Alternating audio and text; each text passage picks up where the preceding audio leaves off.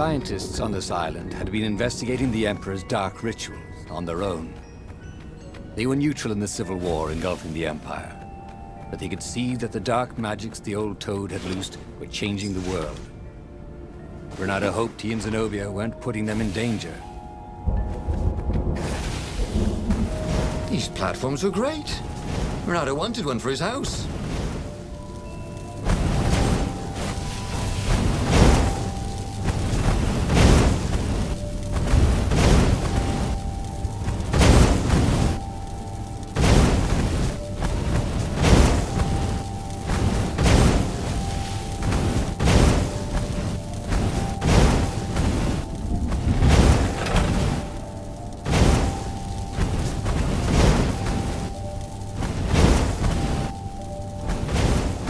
Energy spheres. Easy to dodge, but boy did they sting if you didn't pay attention.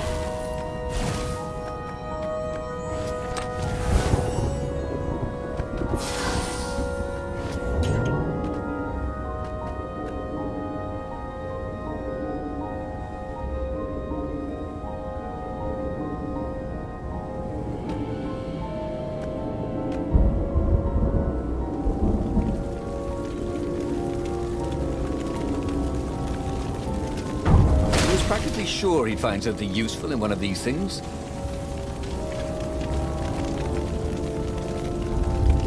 The observatory was a burning hulk.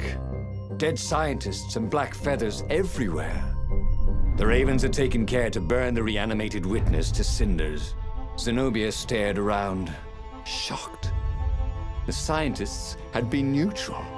They had no part in the rebellion. "Take me to your council," she said, shaken. "I have things to tell them." It was what Renato had gambled on. The Zenobia would turn against her father once she knew his madness. But the rebel base was secret. Could he really risk taking the Emperor's daughter there, even if she did love him?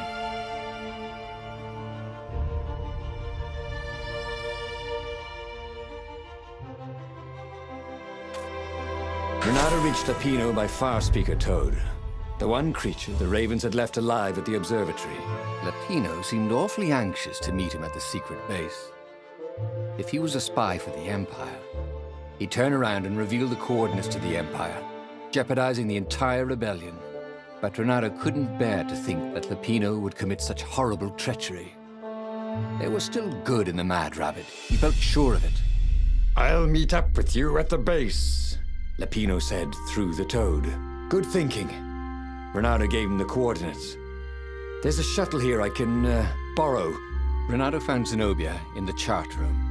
"I've been having awful dreams," she said. "Dead kittens and worse. I thought they were only dreams, you know. Why would anyone want the lost gods back? In those days, the favorite of a god could become immortal." She held herself and shivered. "He wants to become an eater of souls." Well, I'm not afraid of dying. Just dying of boredom. Renato said, but she didn't laugh. Silence fell as they flew towards the ruins of the city of Ubar, where the rebellion leadership was hiding. If Zenobia couldn't help them fight off her father, no one could.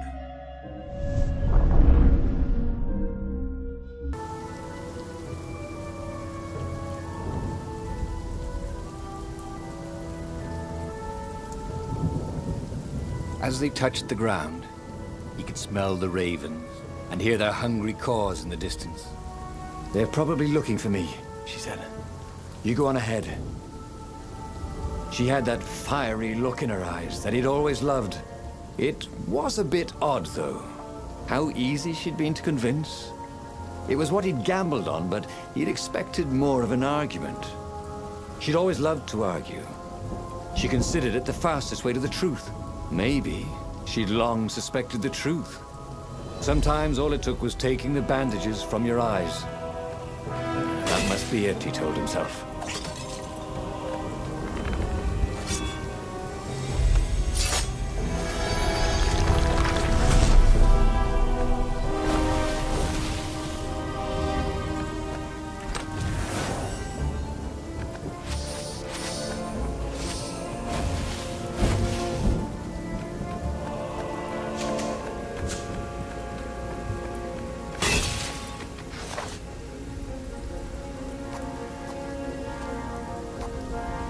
Haven't you always wanted to do that?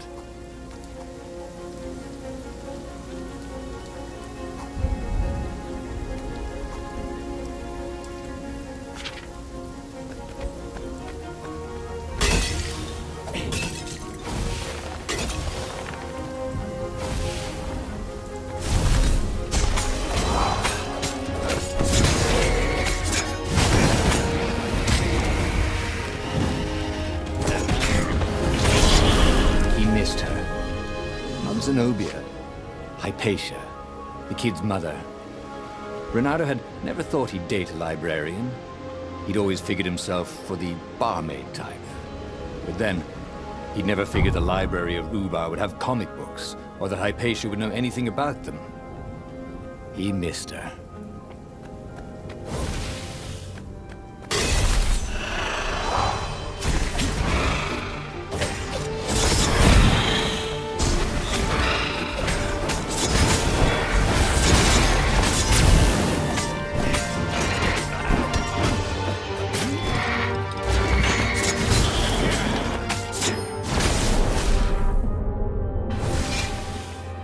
Zenobia had really turned. The war could soon be over. She could send orders to the fleet that would leave their defenses wide open. The rebels could sail right in and capture the Emperor. Victory, with not too many casualties.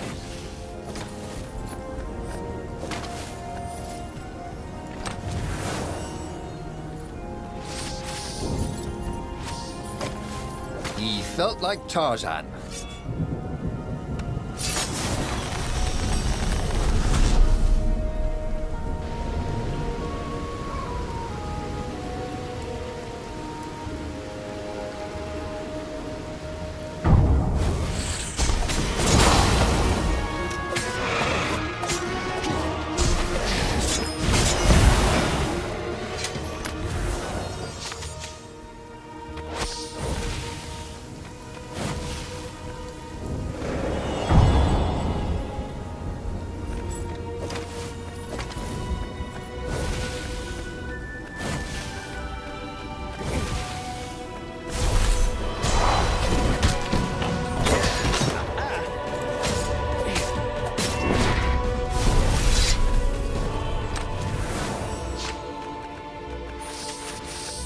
It was definitely easier to fight inanimate objects.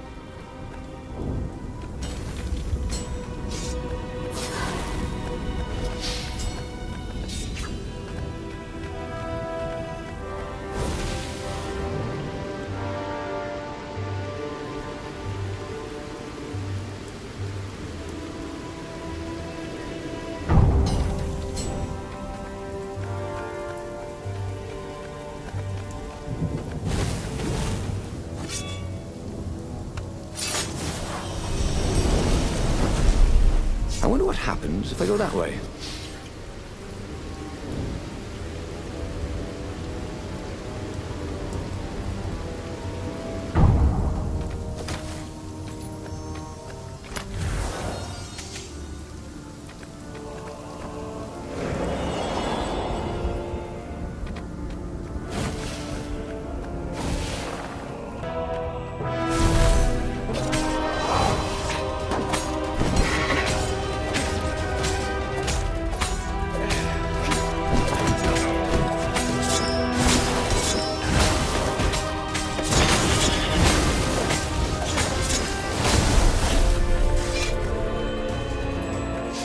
They caught their breath under a ruined arch. "It's beautiful," she said.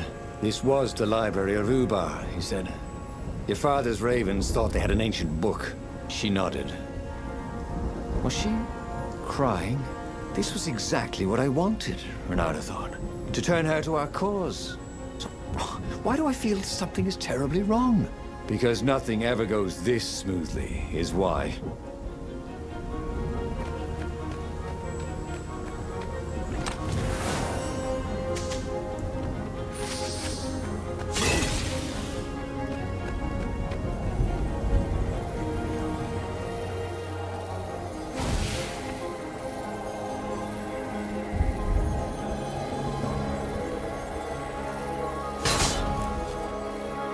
Anyone ever tell you have a lovely eye?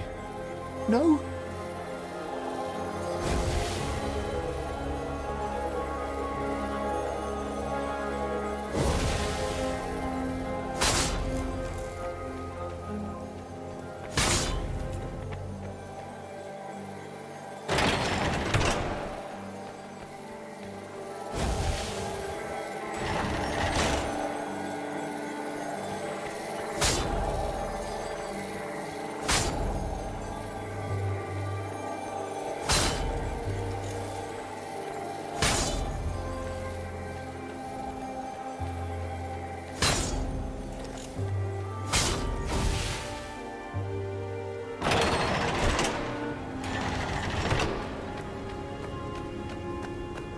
Long stairs. So he was close to the rebel base. Nothing was on fire. So far, so good. If only he had some way to break the ice.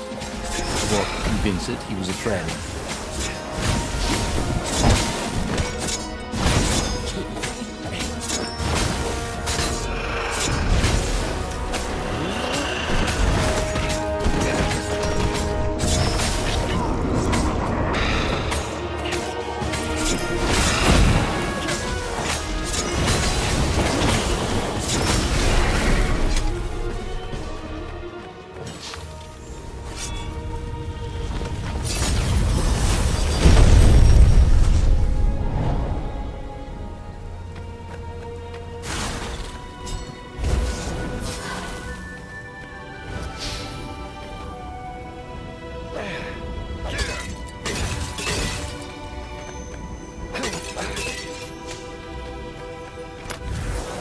Renata felt a little better.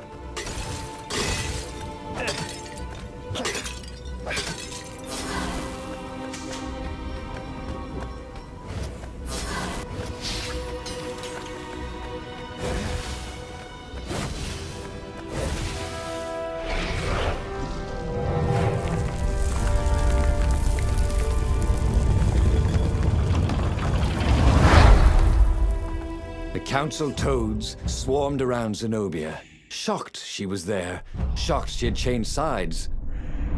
Then, the walls exploded. He heard toads croaking, "Oh, the ravens!" Blackbirds were pouring through holes everywhere. "It's a trap!" cried the council speaker. In the confusion, he saw flashes of magic. Then Zenobia being hustled off by Imperial troops. So, she had betrayed him after all. Renato ran for his ship.